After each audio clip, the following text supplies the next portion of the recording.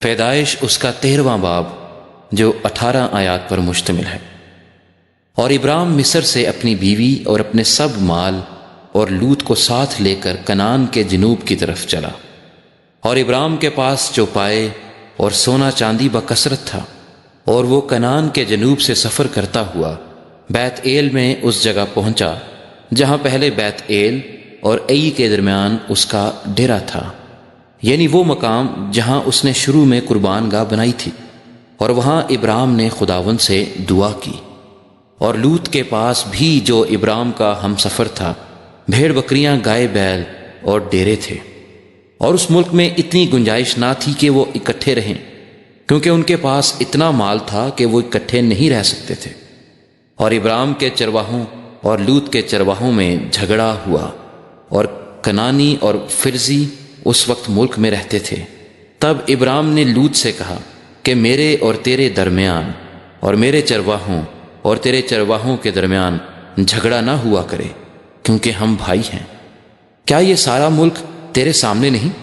سو تو مجھ سے الگ ہو جا، اگر تو بائیں جائے تو میں دہنے جاؤں گا، اور اگر تو دہنے جائے تو میں بائیں جاؤں گا۔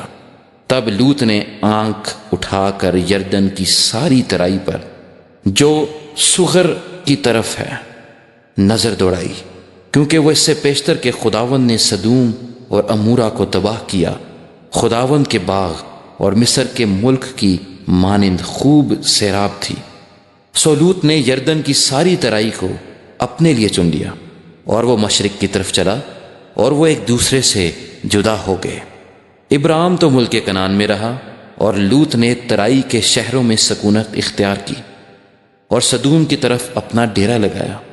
اور سدوم کے لوگ خداوند کی نظر میں نہایت بدکار اور گنہگار تھے۔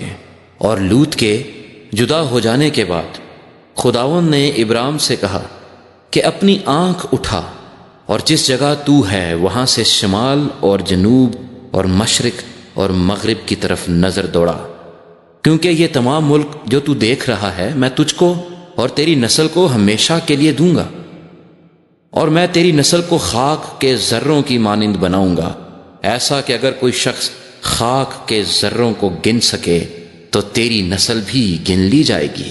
اٹھ اور اس ملک کے طول و عرض میں سیر کر، کیونکہ میں اسے تجھ کو دوں گا۔ اور ابراہیم نے اپنا ڈیرا اٹھایا، اور ممرے کے بلوتوں میں جو حبرون میں ہیں جا کر رہنے لگا، اور وہاں خداوند کے لیے ایک قربان گاہ بنائی۔